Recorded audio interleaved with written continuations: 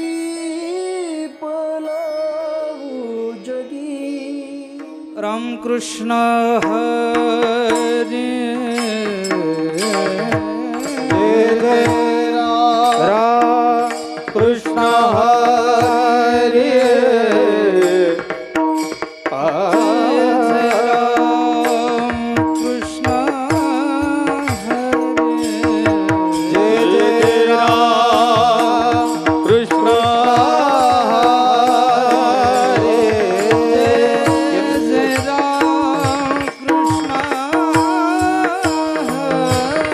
जय जय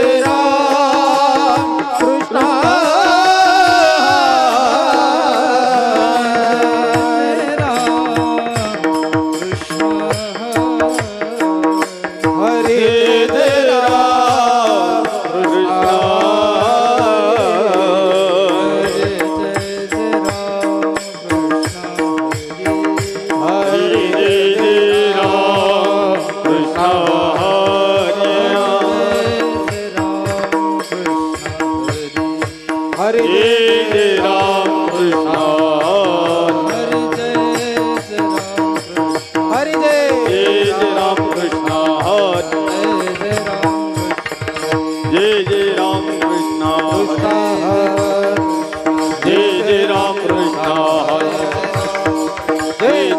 कृष्ण जय जय राम कृष्ण जय जय राम कृष्ण जय जय रूप पाहता लोचनी लोचनी रूप पाहता लोचनी लोचनी रूप पाहता लोचनी लोचनी रूप पाहता लोचनी लोचनी रूप पाहता लोचनी लोचनी रूप पाहता लोचनी रूप पाहता लोचनी लोचनी रूप पाहता लोचनी सुख झाले हो साजनी साजनी सुख झाले हो साजनी साजनी तोहा विठ्ठल बरवा तोहा विठ्ठल बरवा झाले हो साजनी साजनी सुख झाले हो साजनी विठ्ठल बरवा तोहा विठ्ठल बरवा तोहा माधव बरवा बरवा तोहा माधव बरवा बरवा तोहा विठ्ठल बरवा तोहा विठ्ठल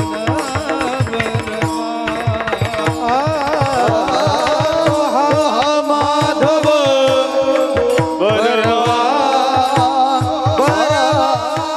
तोहा माधव बरवा तोहा विठ्ठल बरवा तोहा विठ्ठल बरवा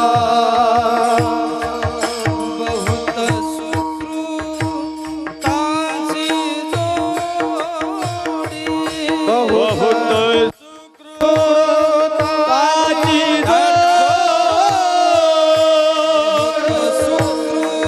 सुकृतांची जोडी बहुत सुकृताची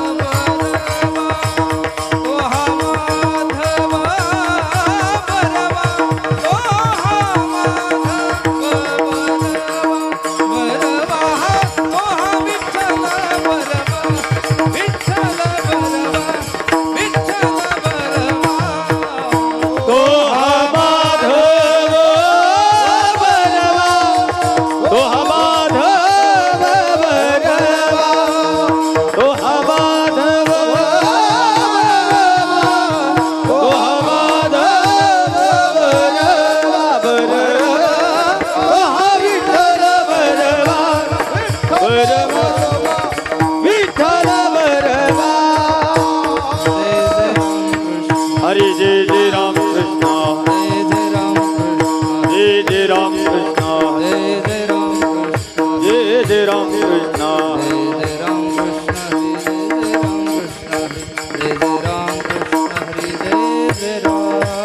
जय जय राम कृष्ण हरि जय जय राम कृष्ण हरि जय जय राम कृष्ण हरि जय जय राम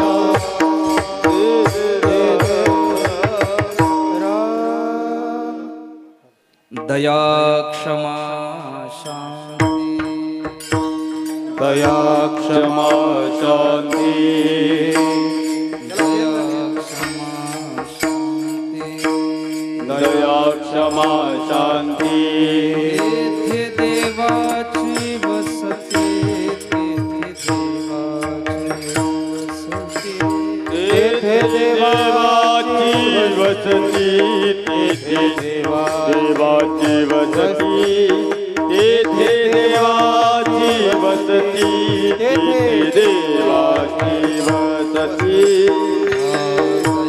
दया क्षमा शांति दया क्षमा शांती दया क्षमा शांति दया क्षमा तेथे देवाची वसती तेथे देवाची वसती तेथे देवाची वसती तेथे देवाची वसती पावे धावोनी या घरा पावे धावोनी या घरा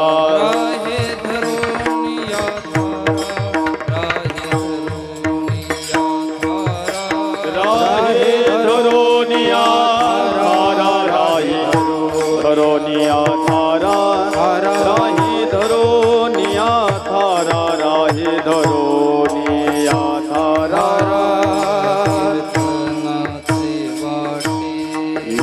कीर्तनाचे वाटे कीर्तनाचे वाटे बराडिया ऐसे लोटे बराडिया ऐसे लोटे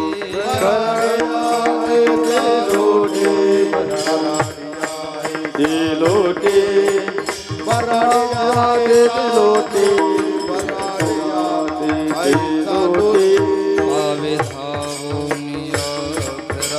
आवे धावोनिया घरा आवी धावोनिया घरा आवी धावोनिया घरा राहे धरोनिया थारा राहे धरोनिया थारा राहे धरोनिया थारा राहे धरोनिया थारा राहे धरोनिया थारा राहे धरोनिया थारा तुका म्हणे घडे तुका म्हणे घडे तुका म्हणे घडे तुका म्हणे घडे नामे देव जोडे पूजा नामे देव पूजा नामे देव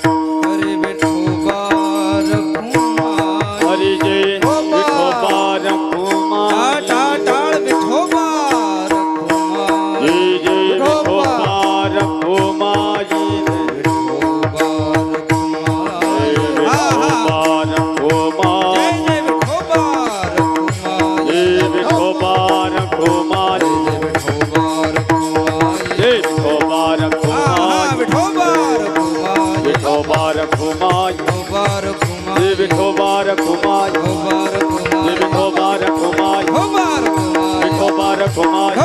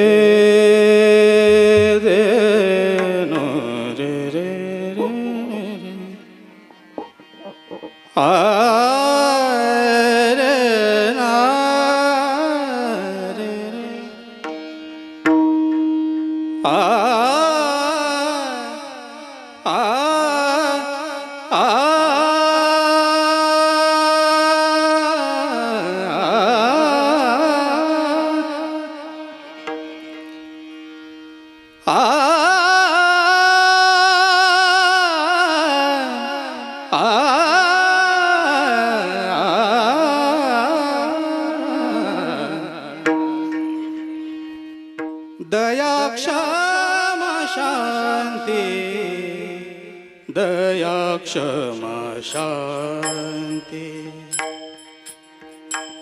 दया क्षमा शांती दया क्षमा शांती दया क्षमा शांती दया क्षमा दया क्षमा शांती दया क्षमा शांती दया क्षमा शांती दया क्षमा शांती दया क्षमा शांती दया क्षमा शांती दया क्षमा शांती दया क्षमा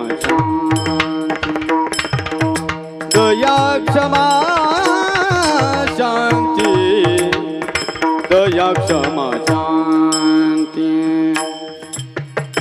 तेथे देवाची वसती तेथे देवाची वसती पावे धावो नियाग पावे धावो निया घरा तिथे देवाची वसती तेथे देवाची वसती पावे धावो निया घरा पावे धावो निया घरा राहे धरो निया थारा राहे धरो निया थारा राहे राहे राहे धरो निया थारा राहे धरो निया थारा राहे धरो निया थारा धरो निया धरो निया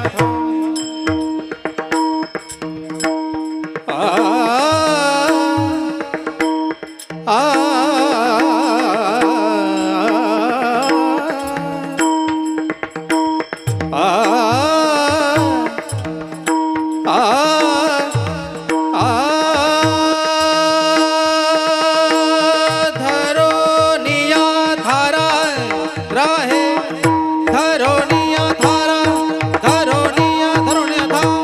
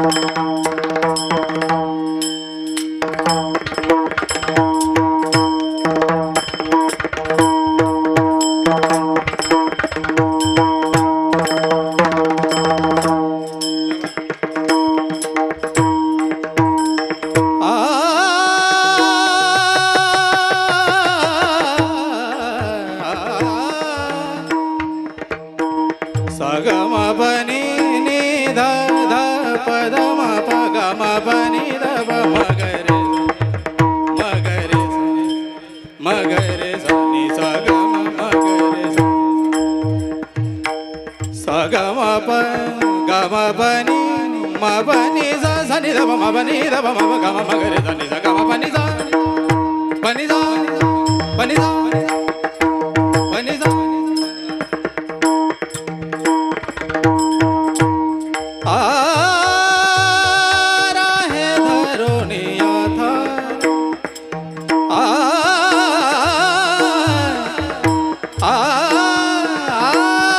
राहे धरोनिया धारा राहे धरोनिया धारा राहे धरोनिया धारा धरोनिया धारा राहे धरोनिया धारा राहे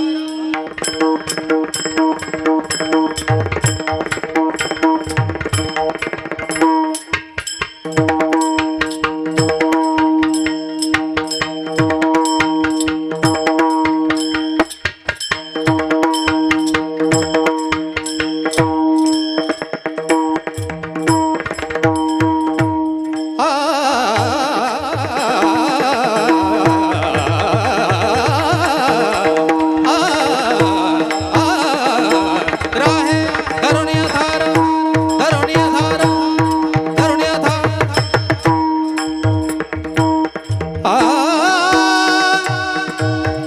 आ धरोनिया धारा राहे धरोनिया धारा राहे धरोनिया धारा राहे धरोनिया धारा राहे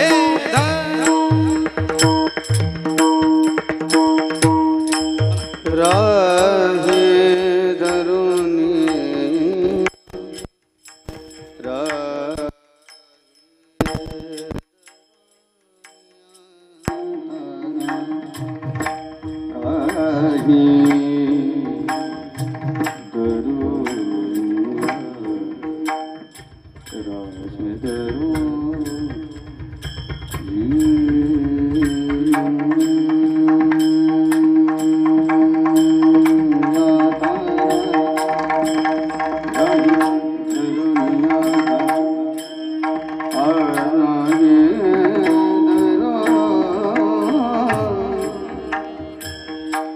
Ah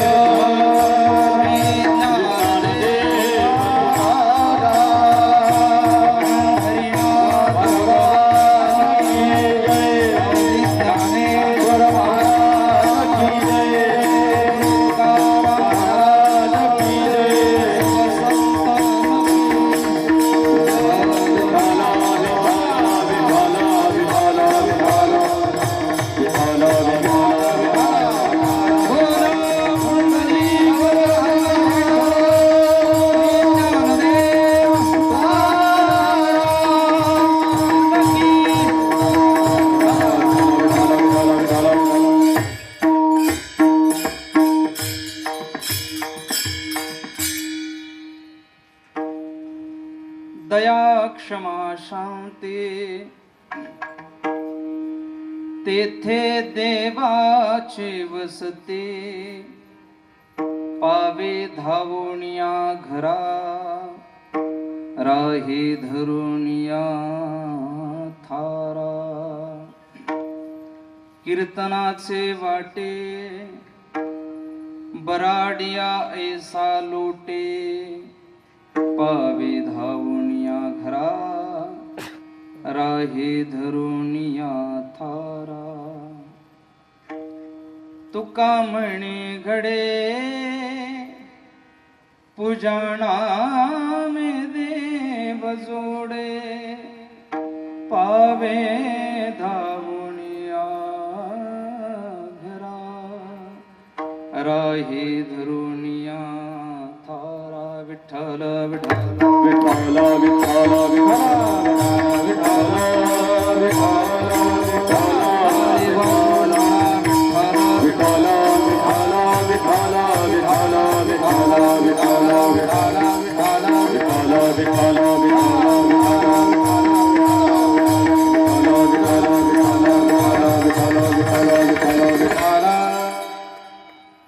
योऽन्तः प्रविश्य मम वाचमिमां प्रसुप्तां सञ्जीवयत्यखिलशक्तिधर स्वधाम्ना अन्यांश्च हस्तचरणश्रवणत्वगादीन् प्राणान्नमो भगवते पुरुषाय तुभ्यं शुक्लां ब्रह्मविचारसार परमामाद्यां जगद्व्यापिनीं वीणापुस्तकधारिणीं अभयदां जाड्यन्धकारापहाम् हस्ते स्फाटिकमालिकां विदधतीं पद्मासने संस्थितां वन्दे तां परमेश्वरीं भगवतीं बुद्धिप्रदां शारदां कलावज्ञजीवोद्धरार्थावतारं कलाङ्काङ्कतेजोधिकामोधिवक्त्रं खलानिषवादापणोदार्ह्यदक्षं समाधिस्थमूर्तिं भजे ज्ञानदेवं महायोगपीठे तटे विमरथ्यां वरं पुण्डरीकाय दातुं मुनीन्द्रैः समागत्य तिष्ठन्तमानन्दकन्दं परब्रह्मलिङ्गं भजे पाण्डुरङ्गं पाण्डुरङ्गा करू प्रथम नमः पाण्डुरङ्गा करू प्रथम नमः पाण्डुरङ्गा करू प्रथम नमः पाण्डुरङ्गा करू प्रथम नमः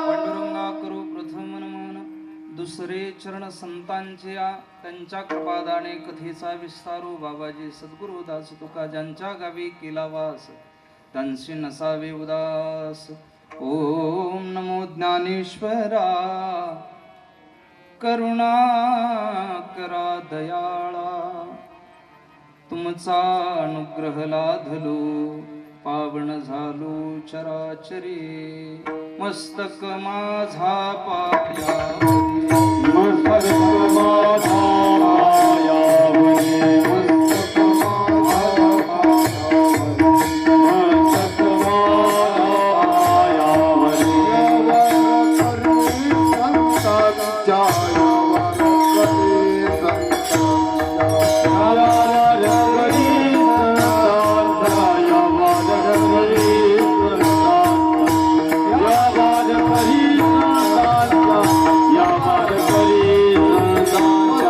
Come on.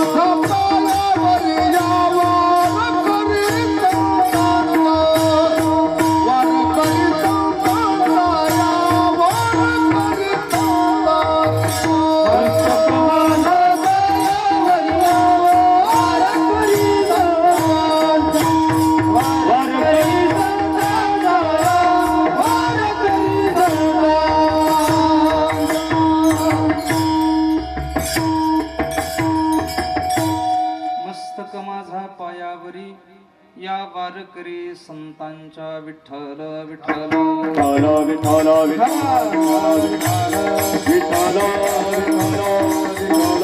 विठ्ठल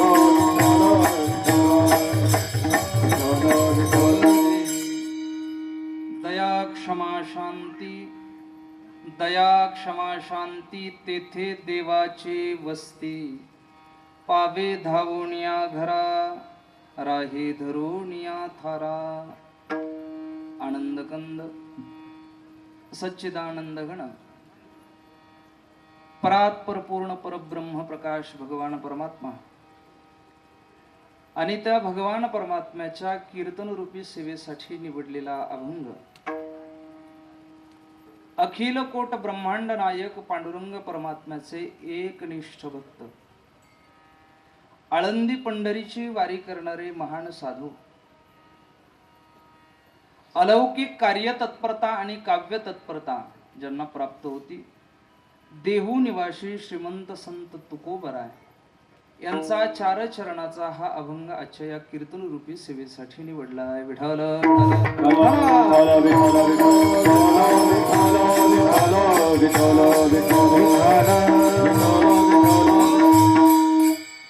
सेवेला सुरुवात करण्यापूर्वी वक्त्याचं आद्य कर्तव्य या नात्यानं किम निमित्ताने आज आपण आता या ठिकाणी जमलोत, ज्ञात असणं आवश्यक आहे असेल. हे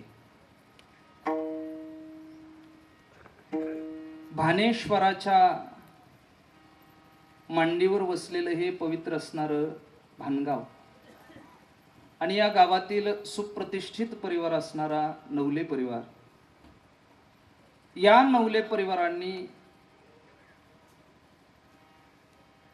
3 वास्तूंचं या ठिकाणी पूजन, वास्तुशांती, घरभरणी या ठिकाणी हा कार्यक्रम आयोजित केलेला आहे. त्या निमित्तानं दुग्ध शर्करा योग म्हणजे वारकरी आजच्या या पूजनाला या ठिकाणी उपस्थित आहेत. महाराष्ट्रातील नामवंत कीर्तनकार मंडळी, गायक, वादक, गुणीजन मंडळी या ठिकाणी उपस्थित आहे. तसं पाहता श्रीगोंदा तालुका आणि त्यातल्या त्यात अशा वातावरणामध्ये इतकी सुंदर आणि इतकी मोठी माणसं एकत्र करणं सहजच शक्य नाही. पण या परिवाराला पहिल्यापासूनच परमार्थाचा एक वसा वारसा आहे. आदरणीय परमश्रद्धेय पूजनीय हरिभाऊजी नवले हे या गावातल्या परिसरातल्या जाणाऱ्या ज्या पंढरपूर पर्यंत, आळंदी पर्यंत, पैठण पर्यंत जाणाऱ्या ज्या दिंड्या आहेत, या सगळ्या दिंड्यांमध्ये सेवा करताना आपल्याला दिसतील. आणि म्हणूनच त्यांच्या पाठीमागे त्यांची मुलं असतील आणि त्याचबरोबर आता महाराष्ट्रामध्ये ज्यांचं मोठं नाव आहे, आमचे परममित्र हरिभक्तीपरायण प्रवीणजी महाराज नवले, हे त्यांचे नातू आहेत. तेही मृदंग क्षेत्रामध्ये त्यांचंही मोठं नाव आहे. मग आदरणीय हरिभाऊजी महाराज असतील, आदरणीय प्रवीण महाराज असतील, त्यांचे हरिभाऊजी महाराजांचे 3 सुपुत्र असतील, हे सगळेच्या सगळे परमार्थाला चिटकून आहेत, धरून आहेत. आणि म्हणून एवढे मोठे वारकरी, एवढे मोठे गायक वादक मंडळी आणि एवढी मोठी गुणीजन मंडळी आजच्या या सोहळ्याला उपस्थित आहे. विठ्ठल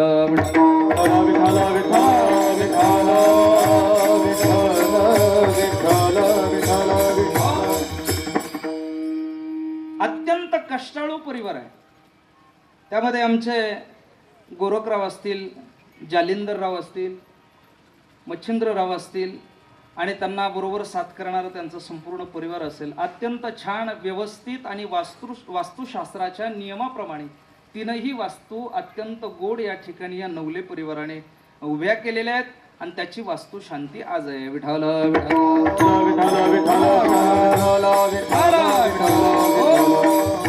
या निमित्तानं वारकरी संप्रदायातली फार मोठी मोठी मंडळी या ठिकाणी उपस्थित आहेत. परमश्रद्धेय परमपूजनीय आदरणीय अण्णा या ठिकाणी गाण्याच्या साथीसाठी उपस्थित आहेत. एकदा टाळी वाजवा या माणसांसाठी, कारण सहज प्राप्त होणारी ही सगळी मंडळी नाही आहेत, पण योगायोगाने एकत्र आलेली आहेत. हरिभक्तीपरायण अण्णा असतील, हरिभक्तीपरायण संगीत विशारद संतोषजी महाराज रोडे असतील, त्याचबरोबर ज्यांनी गोड चाल आत्ता समोर म्हटली महाराष्ट्रातील नामवंत संगीताचार्य शुभमजी महाराज घेवारे या ठिकाणी उपस्थित आहेत. टाळी वाजवा एकदा सर्वांनी. त्याचबरोबर हरिभक्तीपरायण ज्ञानेश्वरजी महाराज वाबळे या ठिकाणी उपस्थित आहेत. रामकृष्णजी महाराज ढोरजकर या ठिकाणी उपस्थित आहेत. संप्रदायातले गायक वादक गुणीजन मंडळी आहेत. फार मोठी लिस्ट आहे. संयोजक मंडळी नंतर सगळ्यांचंच नामोल्लेख नंतर करणार आहेत. आम्ही असं जाऊ देणार नाही. संयोजक म्हणजे मी सुद्धा संयोजकच आहे आजच्या कार्यक्रमाचा. विठाला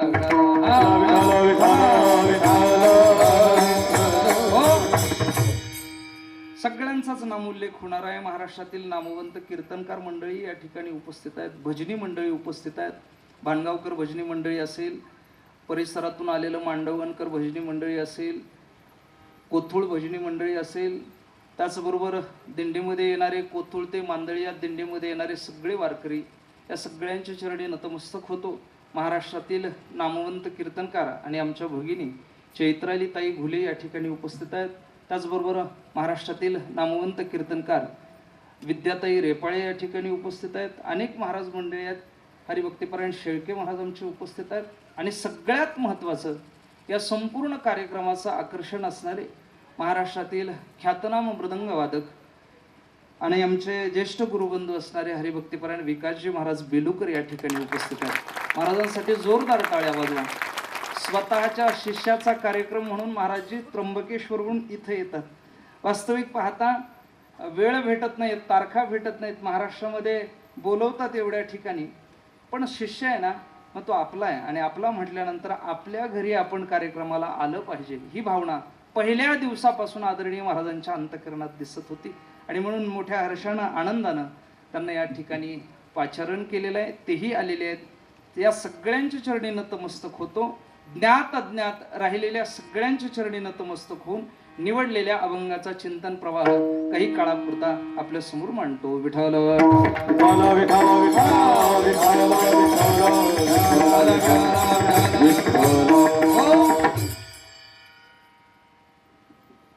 तसं म्हणजे कीर्तनाची सुरुवातच कीर्तनाच्या संपवायच्या वेळेत चालू झालेली आहे.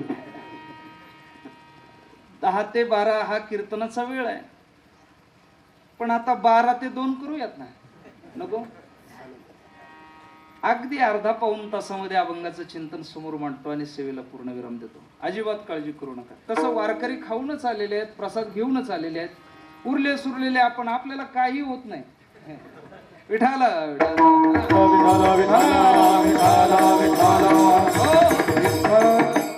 अभंग जगद्गुरु तुकोबारायांचा आहे आणि प्रसंग वास्तू शांतीचा आहे.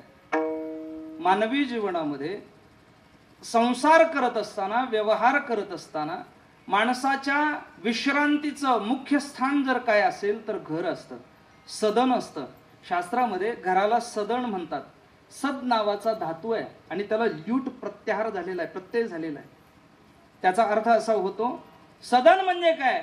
जिथं एकाग्रतेने विश्रांती होते त्याला सदन म्हणतात. विठाल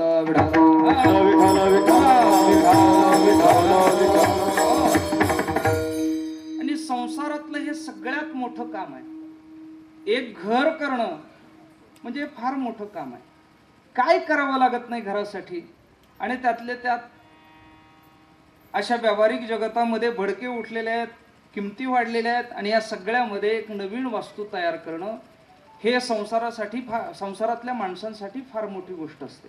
या नवले परिवाराने तीनही भावांसाठी सारखे आणि अगदी योग्य असे असणारे घर या ठिकाणी उपस्थित केलेले आहेत.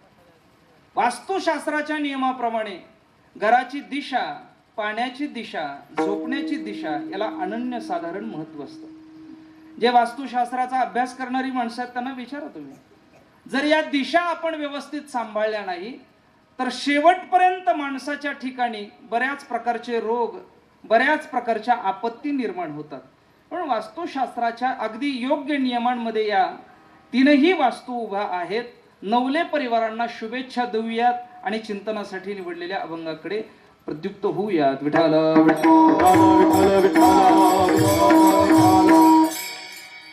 आणि हे जे मानवी जीवनातलं सदन आहे, हे सदन बनवत असताना त्याला वेगळ्या वेगळ्या प्रकाराने सजवावं लागतं. व्यावहारिक जगतामध्ये सुद्धा आपण घर बनवत असताना त्याला वेगळ्या वेगळ्या पद्धतीने सजवतो, त्याला व्यवस्थित करतो.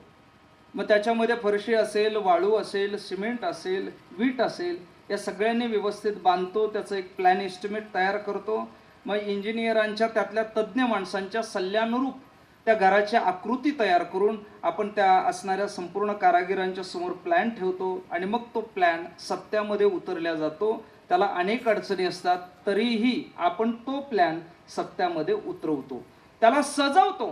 सजवत असताना जगातलं सर्वश्रेष्ठ आपल्या घरात असावं ही भावना माणसाच्या अंतःकरणात असते. स्टाईल आहे घरातली, सगळ्यात चांगली आपल्या घरात असावी अशी भावना असते. अगदी पाण्याच्या नळापासून ते शेवटच्या कलर पर्यंत सगळं चांगलं असावं असं आपल्याला वाटतं आणि तसं तसं आपण करत असतो. पण या घराला तेव्हाच किंमत आहे संतांच्या मतानुसार, जेव्हा या घरामध्ये दया, क्षमा आणि शांती नावाचे गुण नांदतील, तेव्हाच या घराला किंमत आहे. फार मोठं घर आहे, अगदी क्वालिटीच्या सगळ्या वस्तू घरात आहेत, पण त्या घरामध्ये जर दया नसेल, त्या घरामध्ये जर क्षमा नसेल, त्या घरामध्ये जर शांती नसेल, तर त्या वास्तूला, त्या सदनाला, त्या घराला काडी मात्र किंमत उरत नाही. इति जगद्गुरु तुकोबाराय. विठ्ठल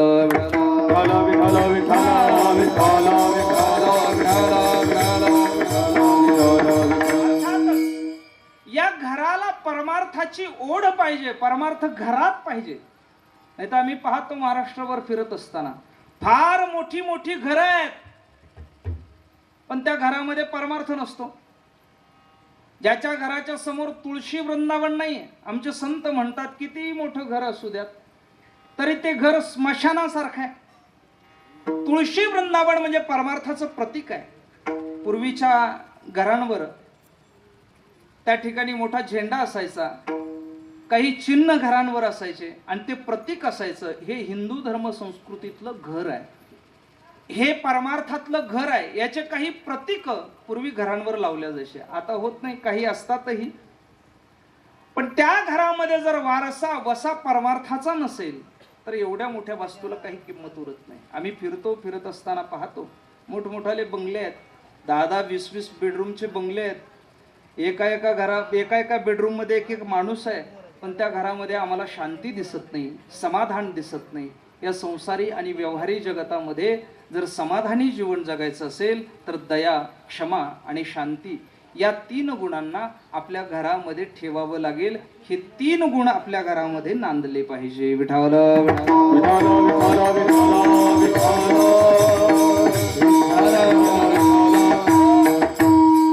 आणि तुम्ही पहा, जिथं जिथं परमार्थिक वारसा घरांना आहे तिथं तिथं प्रसन्नता आहे, तिथं तिथं आनंद आहे, तिथं समाधान आहे.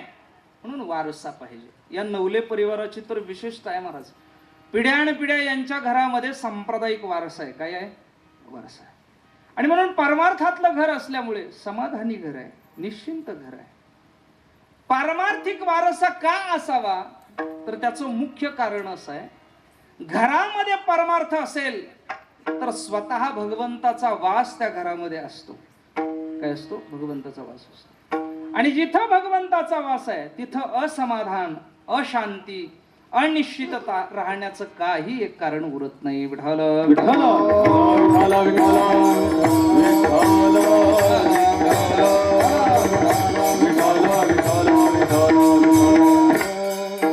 मग देव जर आपल्या घरामध्ये नांदवायचा असेल, बोलवायचा असेल, ठेवायचा असेल, परमार्थ आपल्या घरात ठेवायचं असेल तर कशा पद्धतीने आणि काय साधना करून भगवंताला बोलवल्या जाईल, घरामध्ये त्याला ठेवल्या जाईल. तर जगामध्ये देव घरामध्ये आणण्याची एक सरळ आणि सोपी साधना संतांनी वर्णन करून ठेवली. काय साधना करावी लागेल तर तुकोबाराय म्हणतात काहीच नाही, कीर्तन करावं लागेल. विठ्ठल विठ्ठल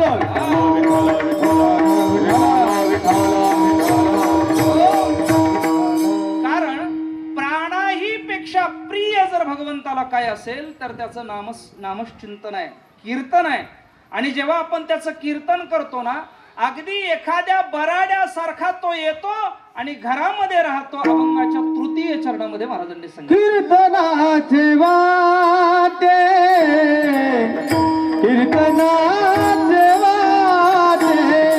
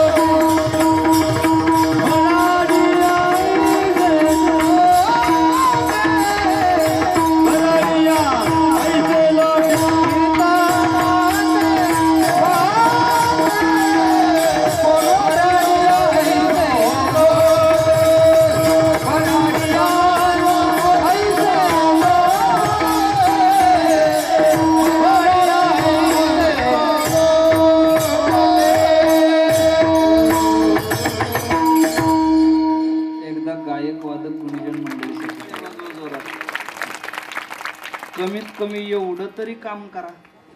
ठीक आहे. श्रोत्यांनी बसल्यानंतर एखादी गोड चाल असेल, वाजवण्यातला एखादा गोड प्रकार असेल तर टाळी वाजवली पाहिजे.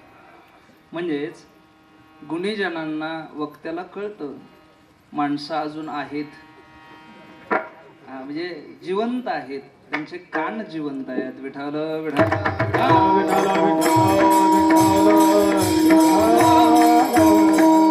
देवाला साठवण्याचा, बोलवण्याचा एक सोपा मार्ग तुकोबारायांनी सांगितला. कीर्तनाचे वाटे बराडिया ऐसा लोटे.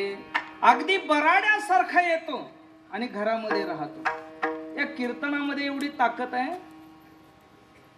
स्वतः साक्षात भगवान परमात्मा जा म्हटलं तरी जात नाही महाराज. त्याला जर एखादा भक्त म्हटला ना, जा तुम्ही जा, म्हणतात नाही. मला आठवतं आमचे गुरुवर्य नेहमी म्हणायचे, एक दृष्टांत सांगायचे, फार गोड आहे. अगदी तेवढा सांगतून पुढे चालतो. कालेखा नावाचे उत्तर भागातले मोठे संत होऊन गेले. वृंदावनामधला त्यांचा जन्म आहे. आणि आश्चर्य पहा, भगवान बाकी बिहारीजींच्या मंदिराशेजारीच त्यांची वस्ती होती.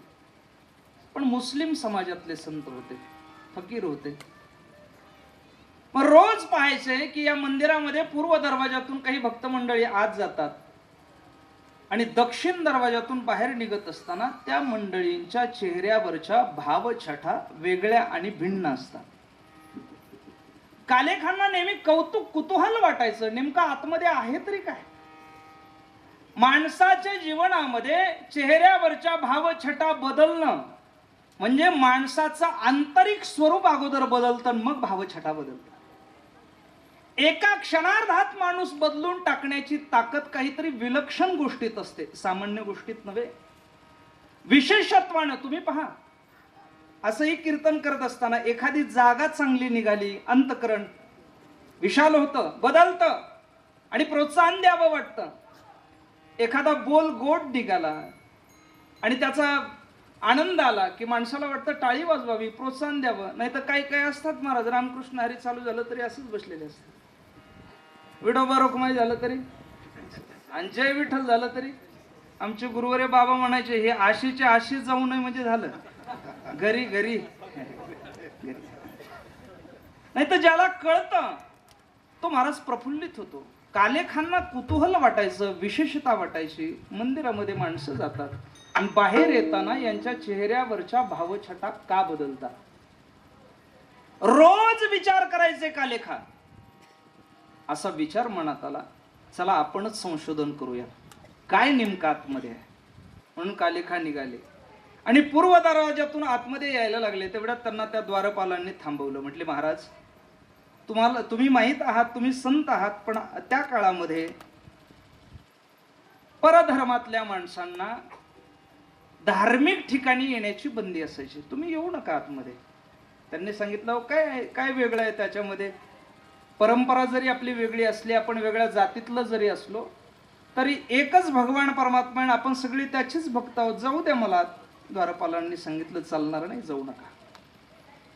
काय करावं कळेना. आतमध्ये तर जायचंय, बघायचंय नेमकं काय आहे. म्हणून कालेखांनी एक प्रयोग केला. झोपडीत आले आणि अंगावर असणारे त्यांच्या धर्माची वस्त्र काढून टाकली, दाढी केली, केस काढले आणि त्रिपुंड भाळाला लावला. पहा, जुनी माणसं ही नुसती सामान्य नव्हती महाराज. या जुन्या माणसांमध्ये ताकद असायची. एखाद्या गोष्टीचा जर शोध लावायचा ना तर सर्वस्वाचा त्याग करण्याची ताकद या जुन्या माणसांमध्ये असायची.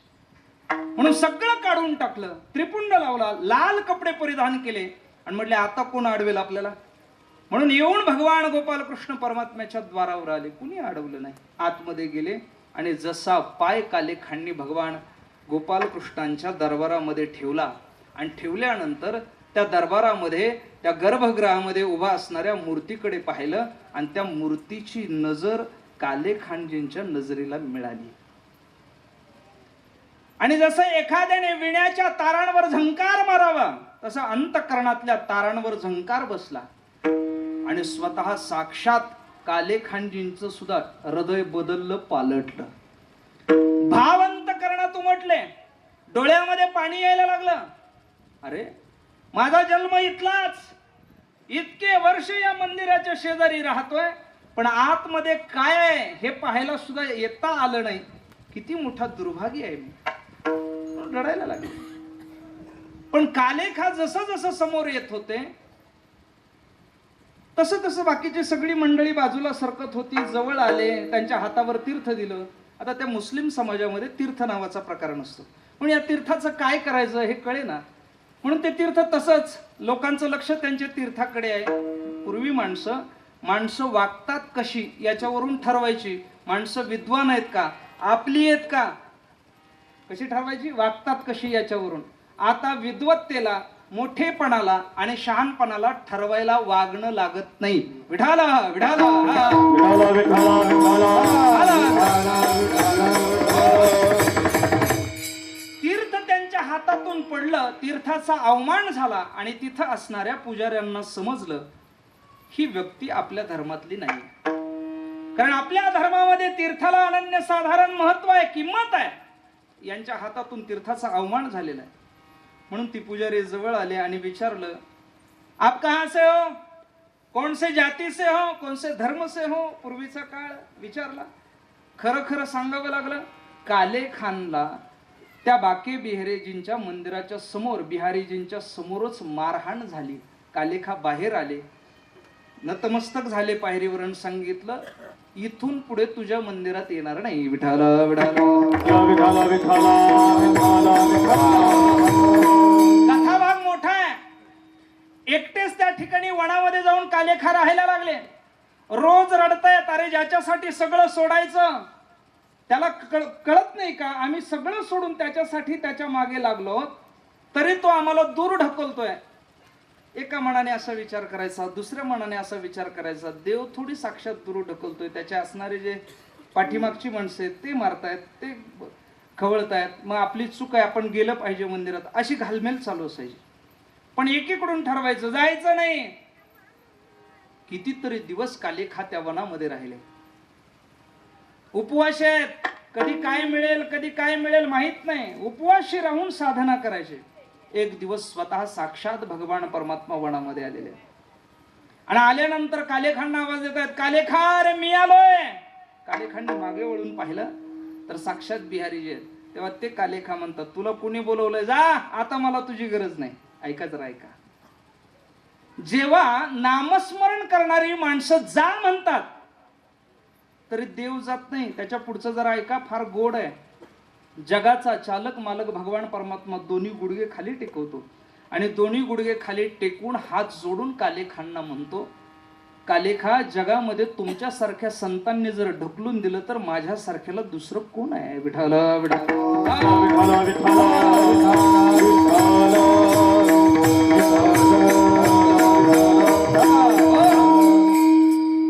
कारण जगामध्ये भगवंतासाठी भक्तच प्रिय आहेत. म्हणून या भक्तांनी लांब जरी ढकललं तरी जात नाही, तसाच घुसतो आतमध्ये, बळजबरीने घुसतो. ही कीर्तनातली ताकद आहे. माऊली ज्ञानोबा राय म्हणतात ना ज्ञानेश्वरीमध्ये, सततम कीर्तयन्तो माम यतन्तश्च दृढव्रताः नमस्सन्तस्य मां भक्त्या नित्ययुक्ता उपासते. या श्लोकाच्या खाली आलेले ओवे आपण पाहून घ्या. तरी कीर्तनाचे नि नटनाचे नाशिले व्यवसाय प्रायश्चित्तांचे, जे नामचे नाही पापाचे ऐसे केले. याच प्रकरणात खाली एक ओवी आहे. कही एकाधेनी वैकुंठा जावे, तेही वैकुंठची केले आघवे. जेथ नाम घोष गौरवे धवळले विश्व. या नामस्मरणामध्ये, कीर्तनामध्ये अशी ताकद आहे. एखादा माणूस एखादी साधना करून वैकुंठाला जाऊ शकतो, पण या नामस्मरणात, कीर्तनात अशी ताकद आहे. एकटा नव्हे, जेवढे सोबत आहेत या सगळ्यांना सोबत घेऊन जाण्याची ताकद नामस्मरणात आहे. वैकुंठाला एखादी साधना एखाद्याला नेते, पण नामस्मरणाने नामधारक जिथं राहतो तिथंच वैकुंठ बनतं. ही नामस्मरणातली ताकद. विठाला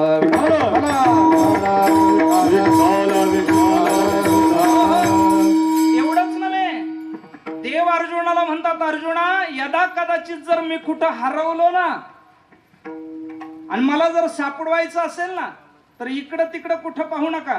परितयापासी पांडवा मी हरपिला वसावा. इतर कुठं नाही, जिथं नामस्मरण चालतं तिथं या, तिथं मी सापडे. तेथे अवचिता सापडे, तेथे अवचिता सापडे, तेथे अवचिता सापडे. कुठे नका पाहू करा हरे कथा, कुठे नका पाहू करा हरी कथा. पाहू करा हरे कथा, हरी कथा. तेथे अवचिता सापडे, तेथे अवचिता सापडे. कुठे नका पाहू करा हरी कथा, तेथे अवचिता सापडेल. आदरणीय अण्णांनी फार गोड प्रमाण दिलं. कुठं पाहण्याची गरज नाही, काही करण्याची गरज नाही. हरी कथा करा, कीर्तन करा, अवचित तो कधीतरी आपल्या गवसणीला येईल, सापडेल. विठाला विठ्ठल विठ्ठल विठ्ठल. आणि मग देवाला घरी आणण्याचं हे एक साधन आहे कीर्तन, आणि सोपं साधन आहे.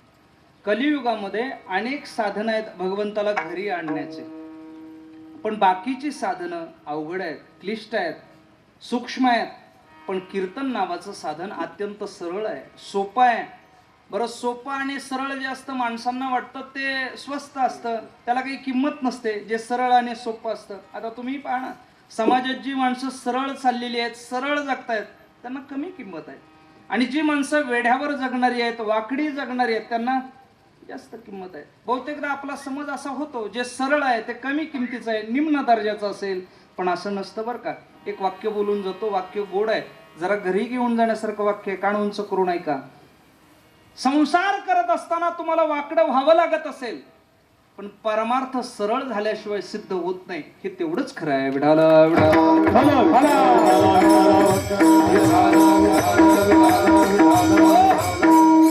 सरळ असावं, सरळ.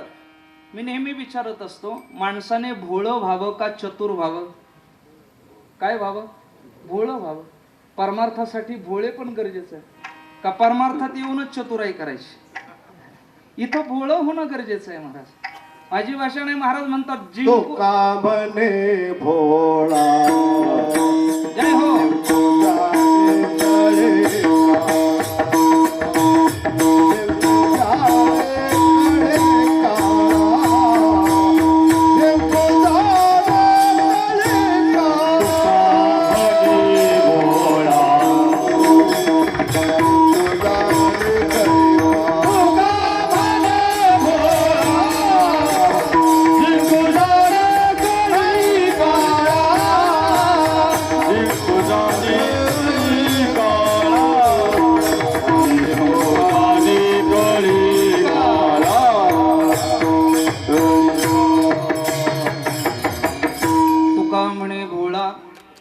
जाणे कळी काळा.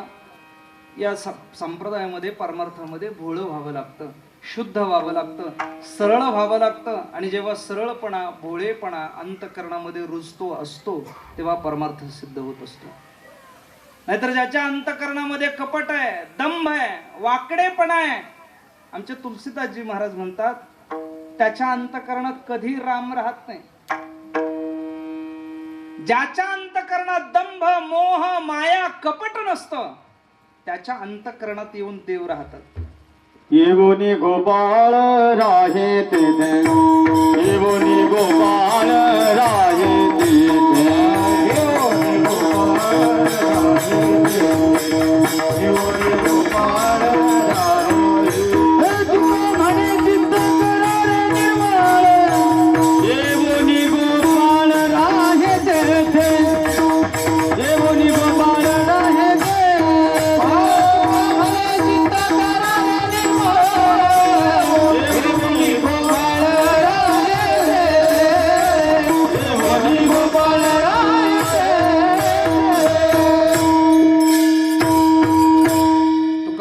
चित्त करारे निर्मळ, येवोनी गोपाळ राहे तेथे. किंवा तुलसीदासजींच्या भाषेमध्ये, जिनके कपट दंभ नहीं माया, तिनके हृदय तिनके हृदय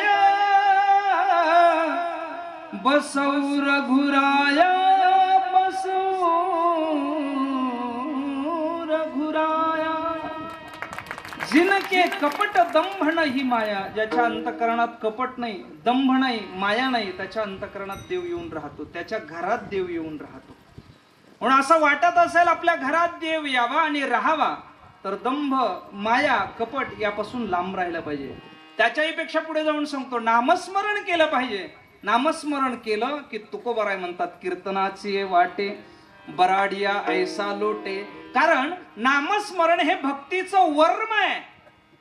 आणि ज्याच्या भक्तीच्या वर्मामध्ये, जो भक्तीच्या वर्मामध्ये पारंगत असतो, त्याच्या घरी देव येतो आणि देवासहित दया, क्षमा, शांती येते. भक्तीचे देव जयाची हाती, भक्तीचे देवर जयाची हाती, भक्तीचे देव जयाची हाती, भक्तीचे देवर जयाची हाती,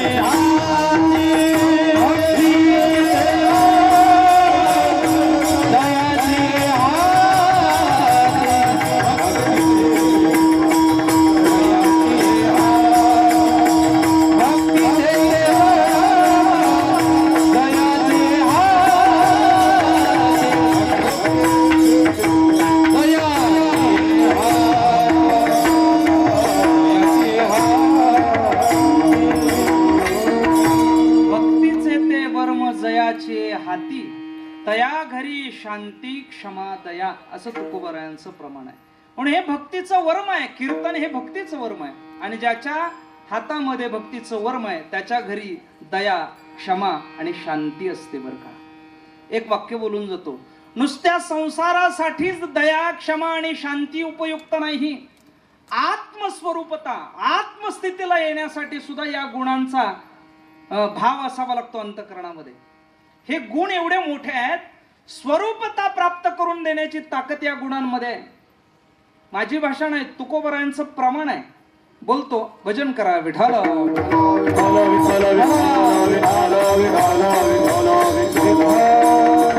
घडे जा उपकार भूतांची ते दया, घडे जा उपकार भूतांची ते दया, घडे जा उपकार भूतांची दया.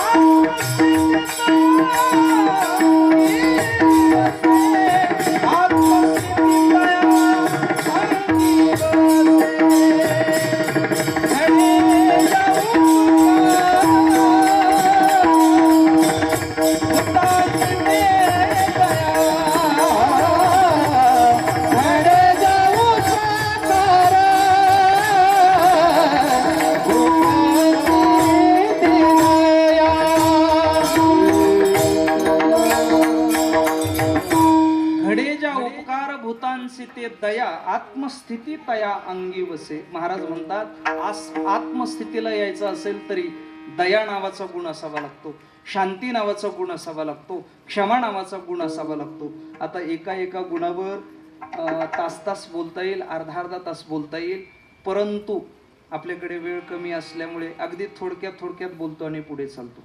दया म्हणजे काय आहे? मौली ज्ञानोबरांनी ज्ञानेश्वरीमध्ये दयेची सगळ्यात उदात्त व्याख्या केलेली आहे. जगाच्या पाठीवर अनेकांनी दयेची व्याख्या केली. संस्कृत ग्रंथांमध्ये तर दयेची फार मोठ्या व्याख्या आपल्याला पाहायला भेटतात.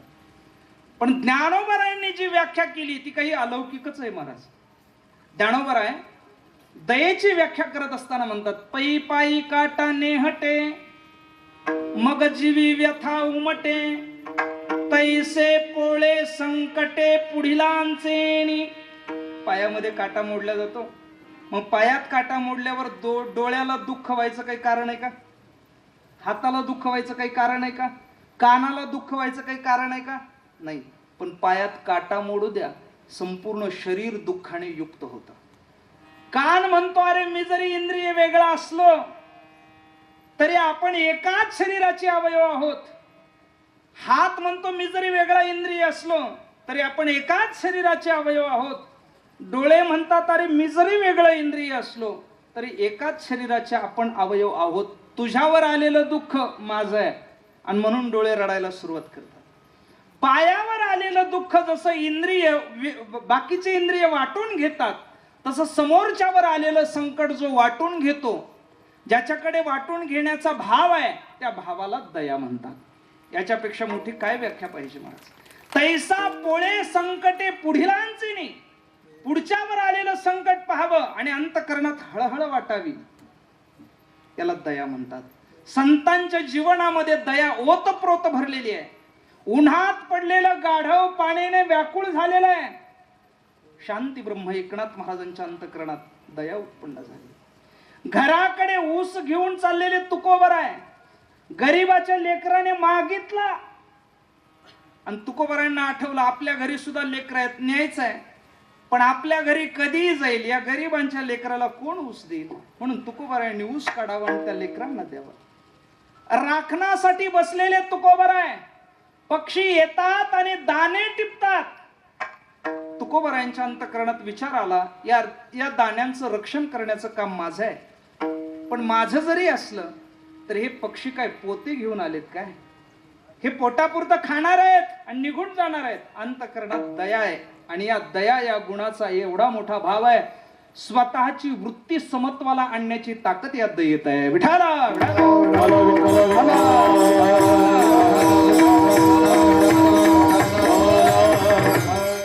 क्षमा नावाचा सुद्धा तसाच गुण आहे. आता बहुतेकदा दया आणि क्षमा या दोन गुणांमध्ये आपली गफलत होते. आपण जवळजवळ सारखेच मानतो, पण असं नाही बरं. दया हा वेगळा गुण आहे आणि क्षमा हा वेगळा गुण आहे. अंतकरणाच्या एका पटाला दयेला ठेवा आणि एका पटाला क्षमेला ठेवा.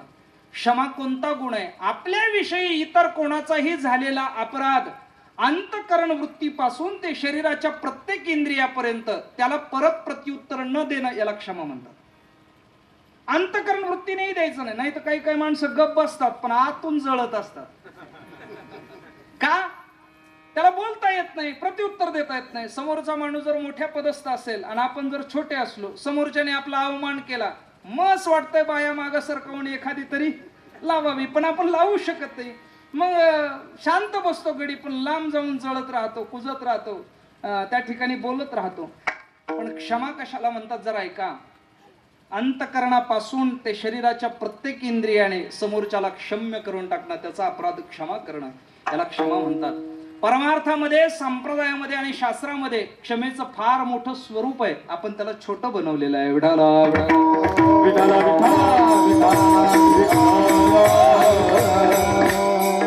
परमार्थातली क्षमा ही स्वीकार्यतेवर आधारित आहे. ज्याच्याकडे स्वीकार्यता आहे तोच क्षमा करू शकतो, ज्याच्याकडे स्वीकार्यता नाही तो क्षमा करू शकत नाही. बऱ्याचदा बरीच माणसं बऱ्याच गोष्टी स्वीकारत नाही. काही काही काळाच्या ओघाने गोष्टी स्वीकारल्या पाहिजे किंवा अनुपद्रव व्हावा म्हणून काही गोष्टी स्वीकारल्या पाहिजे. ज्याच्याकडे स्वीकार्य आहे त्याच्या ठिकाणी क्षमा आहे. आमचे गुरुवरे बाबा नेहमी म्हणायचे, माणसाने जगत असताना असं जगलं पाहिजे, एवढी सहनशक्ती माणसाकडे असावी की शांत असलेला समुद्र सुद्धा माणसातल्या सहनशक्तीकडे बघून खवळावा. आणि माणूस एवढा मोठा असावा की समोर असणाऱ्या हिमालयाने सुद्धा माणसाचं मोठेपण पाहून हलावं, एवढं मोठेपण असावं, एवढी सहनशीलता असावी. मंबाजी बुवांनी काठीने मारावं तरी तुकोबरायांनी त्यांना क्षमा करून टाकावी. याला क्षमा म्हणतात. विठाल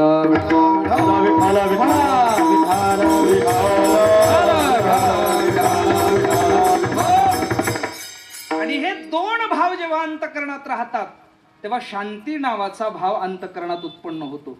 ही शांती म्हणजे नेमकं काय आहे तर अगदी एका मिनिटात व्याख्या करतो. अभंगाच्या पहिल्या चरणाकडे येतो आणि सेवेला पूर्णविराम देतो. काळजी करू नका, 5 मिनिटात थांबतो. शांती म्हणजे काय तर चित्तवृत्तीची एकाग्रता, एकस्थिरता, साम्यता, याला शांती म्हणतात. या चित्तवृत्तीला 3 प्रकारचे दोष आहेत वेदांतामध्ये सांगितले जातात महाराज. मल, विक्षेप आणि आवरण. या 3ही दोषांची निवृत्ती झाली की हे चित्त स्थिर राहतं आणि स्थिर झालेल्या चित्ताच्या ठिकाणी शांती येते महाराज. आणि हे कशाने स्थिर करावं लागतं तर पहिला सांगितलेला उपाय तोच कीर्तनाचे नटनाचे किंवा कीर्तनाचे वाटे आणि बराडिया ऐसा लोटे एका नामघोषामध्ये ताकद आहे या 3ही प्रकारच्या दोषांची निवृत्ती करण्याची. आमच्या ज्ञानोबरांनी फार गोड प्रमाण त्यासाठी दिलं. भजन करा सांगतो. विठाल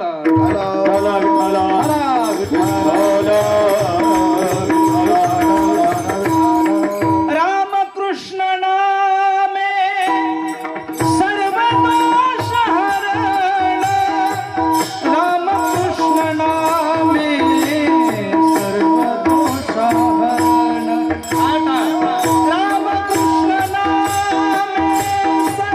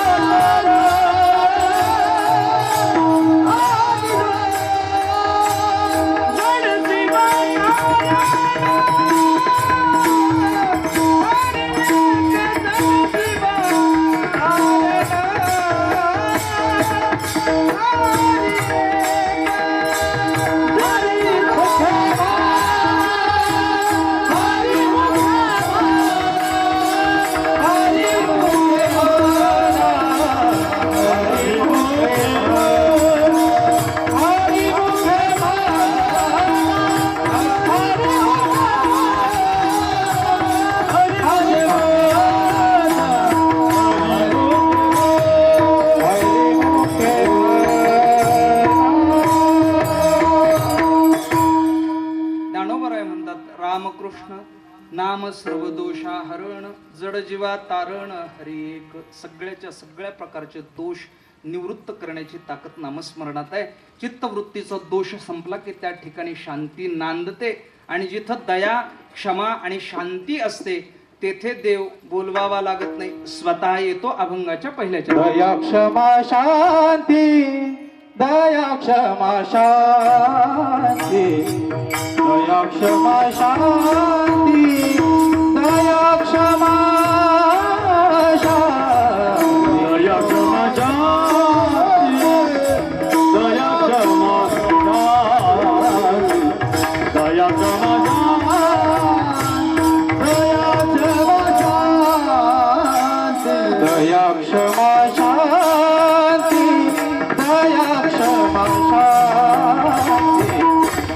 क्षमा शांती दया क्षमा शांती दया क्षमा शांती दया क्षमा शांती दया क्षमा शांती दया क्षमा शांती तेथे देवाची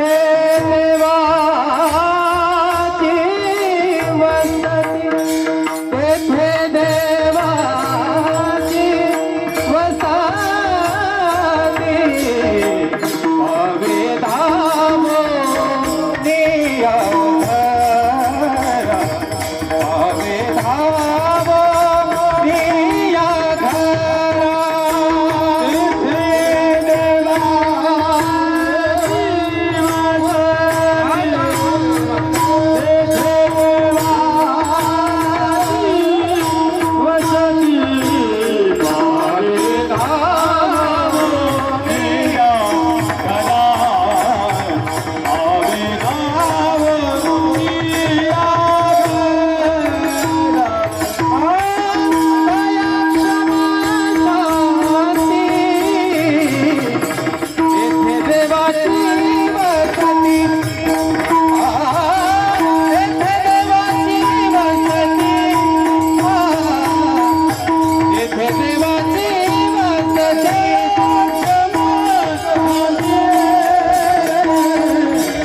तेथे देवाची वसती अवेधामो निया अवेधामो निया तेथे देवाची वसती पावे धावून या घरा राही धरून या थारा. जिथं दया आहे, जिथं क्षमा आहे, जिथं शांती आहे, तिथं देव येतो. आणि कसा येतो तर पावे धावून या घरा, धावत येतो आणि राहे धरून या थारा.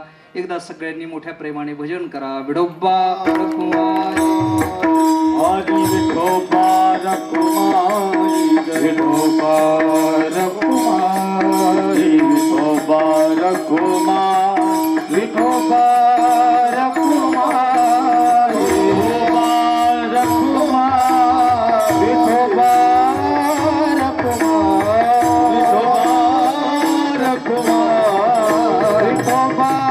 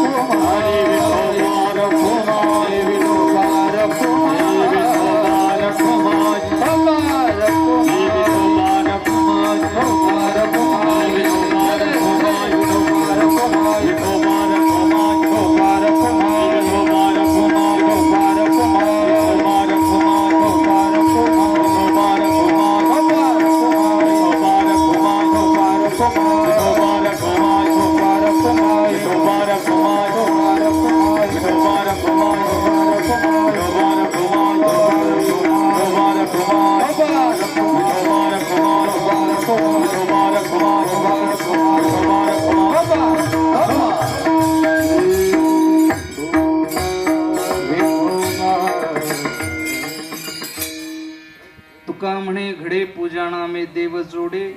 तुकोबराय म्हणतात तुका म्हणे घडे पूजा नामे देव जोडे. तुका म्हणे पूजा घडे नामे घडे आणि तेने नामे देव जोडे. पूजा आणि नामस्मरण घडलं की देव जोडला जातो. असा अभंगाचा सरळ सरळ भावार्थ आणि चिंतन आपल्या पुढे मांडण्याचा प्रयत्न केला. ज्या निमित्ताने आज आपण एकत्र आहोत. बोलण्यासारखं खूप आहे, पण आजच्या या कार्यक्रमाचं मुख्य आकर्षण आणि आमच्या प्रवीण दादांचे गुरुवरी असणारे, आमचेही ज्येष्ठ गुरुबंधू असणारे हरिभक्तीपरायण ख्यातनाम मृदंगवादक श्री विकासजी महाराज बेलुकर या ठिकाणी उपस्थित आहेत. त्यांच्याकडे प्रवीण दादा या मृदंगाचे धडे गिरवत आहेत, प्रॅक्टिस करतायत, शिकतायत. आणि मनोमन त्यांची इच्छा होती की आदरणीय दादांना घरी बोलवावं आणि त्या निमित्तानं गुरुसेवा व्हावी. निमित्त काहीही असू द्यात, पण त्या निमित्तानं गुरुसेवा व्हावी ही त्यांच्या अंतःकरणातली इच्छा होती. मला त्यांनी बोलून दाखवली. मी त्यांना म्हटलं काही हरकत नाही, बोलवलं पाहिजे. काहीतरी उद्देशाने आपण बोलवत असतो, काहीतरी निमित्ताने बोलवत असतो. परत जीवनात कधी निमित्त मिळेल न मिळेल, पण आज निमित्त आहे ना, तर आपण बोलूयात. आणि आमच्या सगळ्यांच्याच विनंतीला मान देऊन आलेले आदरणीय दादा या ठिकाणी उपस्थित आहेत. त्यांचा जय विठ्ठल आणि भजन झालं, कीर्तन संपलं की त्यांचा एक छोटासा सन्मान आहे. आणि सन्मान झाला की एक 10 मिनटं 15 मिनटं दादांची जोपर्यंत बर तुमची जशी इच्छा. ठीक आहे 2 मिनटं 5 मिनटं त्यांचा जो मूड आहे, इच्छा आहे, दादा आम्ही अशा टाळ्या वाजवू, 15 मिनिटं वाजवण्याचा तुमचा मूड होईल. म्हणून आदरणीय दादा आहेत, त्यांचा सन्मान होईल. त्यानंतर सगळ्यांनी उठायचं आहे. उपस्थित असणारी सगळीच जी कीर्तनकार, प्रवचनकार, गुणीजन मंडळी आहेत, या सगळ्यांचा एकदा नामोल्लेख करतो आणि सेवेला पूर्णविराम देतो. ही सगळी महाराष्ट्रातली मोठीच मंडळी आहेत, पण आदरणीय प्रवीण दादांच्या प्रेमाखातर या ठिकाणी उपस्थित आहेत.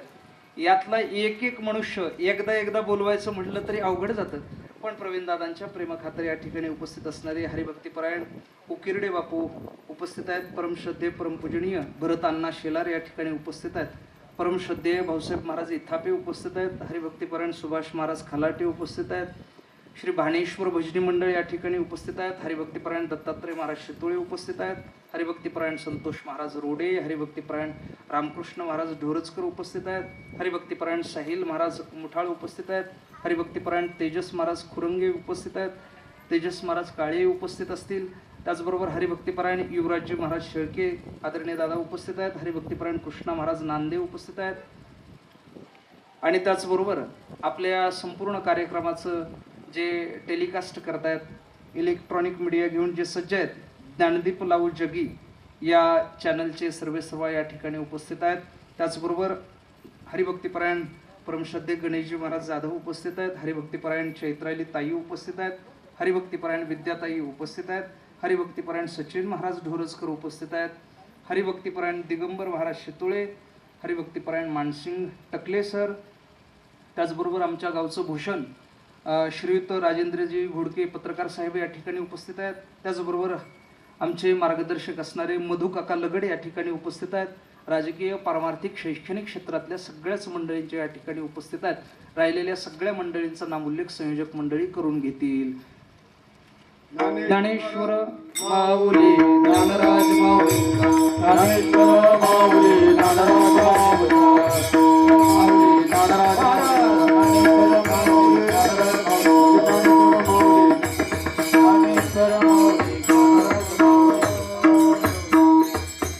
आमचा सगळ्यांचा आवाज ज्यांच्या माध्यमातून तुमच्यापर्यंत पोहोचला असे माऊली साऊंड सिस्टीम, बरोबर आहे हा, विठू माऊली साऊंड सिस्टीम आपल्या कोळगावची आहे ना. बर, आम्ही साऊंड चेक करण्याची पद्धतीच पाहिली नाही. एकदा टाळी वाजवा महाराज. संगीतातला जाणकार लागतो साऊंडला सुद्धा, तेव्हा मजा येते. खूप छान सिस्टीम लावली. सगळ्यांच्या चरणी नतमस्तक होतो. नवले परिवाराला शुभेच्छा देतो आणि सेवेला पूर्ण विराम देतो. विठ्ठल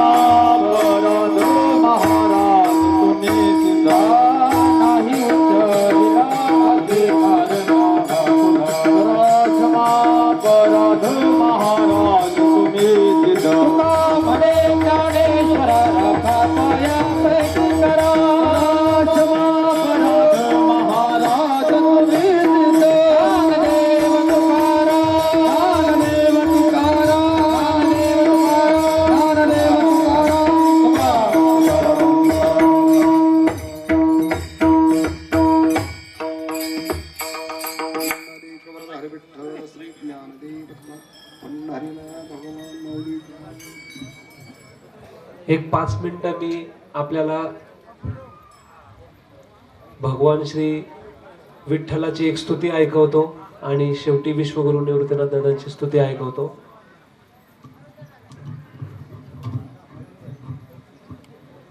आमचे मित्रवर्य आणि ज्येष्ठ गुरुबंधू योगेश दादांनी इतकी छान कीर्तन सेवा केल्याच्या नंतर त्यांचाच आग्रह आहे आणि त्या आग्रहापायी प्रवीण माझ्याकडे आता काही दिवसापासून शिकतोय, तर त्याच्याकडून त्याचा अट्टहास होता. मी एवढ्याचसाठी इथं आलोय की त्याला ऊर्जा मिळाली पाहिजे, पुढे त्याने तुमच्या परिसराचं नाव महाराष्ट्रभर नेलं पाहिजे, त्याच्यासाठी मी या ठिकाणी उपस्थित आहे. अतिशय आनंद आहे आज. प्रति आळंदी ज्यांनी निर्माण केली, आमचे माझ्यावर पुत्रवत प्रेम करतात मधु काका. मी संस्थांवर गेलो, माऊली संस्थांवर, तिथे तर अक्षरशः असं वाटत होतं की मी आळंदीलाच आलोय बघा. म्हणजे फार, आणि ते स्वतः ह्या वयात इतके पहाटे उठून सेवा करतात, त्यांनाही नमन करतो. आपल्या सर्वांचे आशीर्वाद मला मिळतील म्हणून मी विठ्ठल स्तुती ऐकवतो. ते शब्द भगवान श्री पांडुरंगाचं दर्शन आपल्याला होईल. आणि या ठिकाणी अण्णा इतकं सुंदर गायला अण्णांनी, त्यांच्या चरणी नतमस्तक. महाराजांचा परिचय नाही मला, आणि शुभम दादा तर आम्ही मित्रच आहोत. ते या ठिकाणी योगायोगाने भेटले.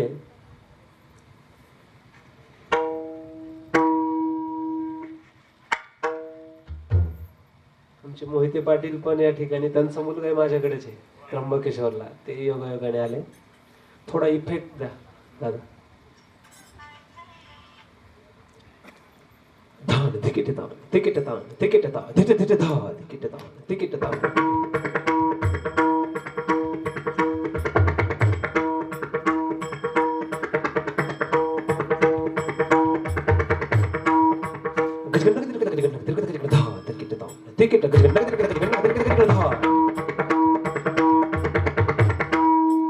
शब्द ऐकवतो अगोदर, थोडा लाऊड पाहिजे मला.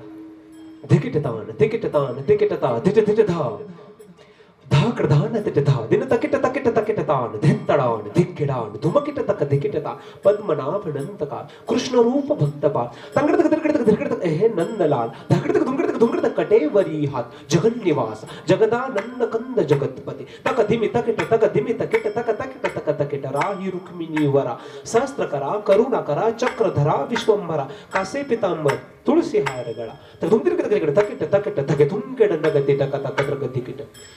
विठ्ठल अनाथ बंधू विठ्ठल कृपा सिंधू तोडी हा भव बंधू तिरकड ताना तिकीट ताण तग दग दग दिन ताकत नगिडान कतिट तागेन ग्रधिन तान दिगन्ना संतन ही धरत ध्यान तिरकड धकिट धकिट धा विठ्ठल विठ्ठल हे गान पुंडलीक वर प्रदा विठ्ठल जग व्यापका शारदेंदु निभारणा ताकड तिरकड तान चंद्रभागा पाप भंग युगे 28 उभा धिट धिट धागे धिट धिट धिट धागे धिट धिट धिट धागे धिट धकड धुमकड धाता जनपती मृदंग राज भजत धिंदादा धिंतादा कद्दादा धिंता धिंदादा धिंताता धिनकता घिनता दिन दिनता दिन दिनता दिन दिन दिनता दिन दिनता. विठ्ठल पखवाज भजत. विठ्ठल विठ्ठल हा पखवाज बोलतो, विठ्ठलाचं भजन करतो. त्याचा फायदा काय होतो? विठ्ठल पखवाज भजत दारी दुःख दूर पळत ताकड दिगनता घेता तिरकड कथा तिरकड तक तक ताम तिरकड तक तिरकड तक पद्मनाभ श्री विठ्ठल जय हरी. हे शब्द मी वाजून दाखवतो.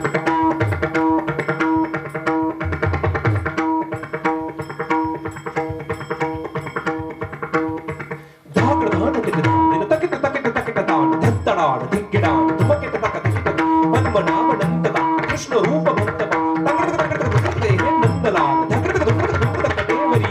जगन्निवासा जगदानंद कंद जगतपती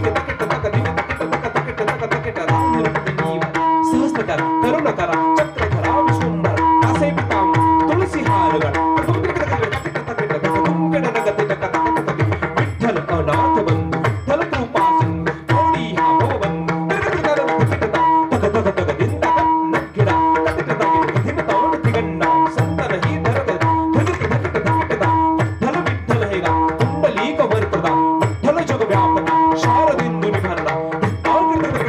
चंद्रभागा पाप भंग युगे 28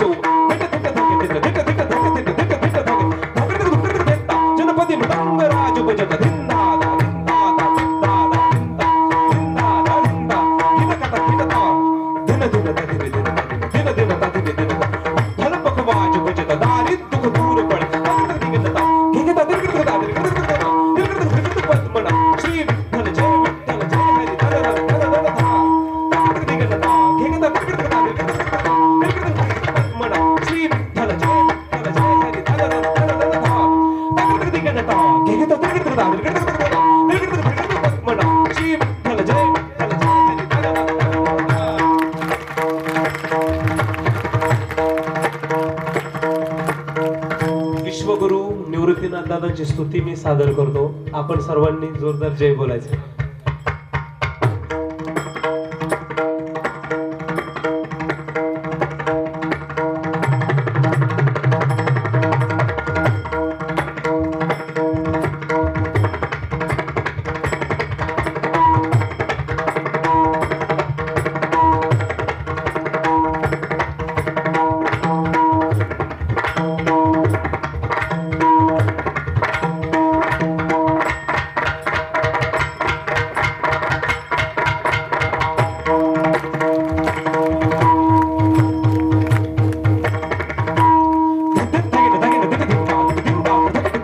विश्वगुरु श्री श्री गुरु विश्व विकास मुद्रा शुद्ध सार समुद्रा चैतन्य सद्गुरु अकल पटाख्य कल्पद विकास योमु श्री गुरु श्री गहिनीना आदि गुरु अविनाश समाधि स्थान्युपा त्रिपुटासनि श्री निवृत्तिना मुकुटमणि श्री जगदारि अलख निरंजन त्रिपुरारि जय जय आचार्य समस्त सुरवरी कन्या प्रभात सुबोध दिन दिन दिन हर हर संकट हार शिव अवतारी महतिपुरा समाधि शोभे ब्रह्म नगर विष्णु श्री निवृत्तिनाथ महाराज की हर हर हर संकट हार शिव अवतारी महतिपुरा समाधि शोभे ब्रह्म नगर विष्णु श्री निवृत्तिनाथ महाराज की हर हर हर संकट हार शिव अवतारी महतिपुरा समाधि शोभे ब्रह्म नगर विष्णु श्री निवृत्तिनाथ महाराज की. धन्यवाद.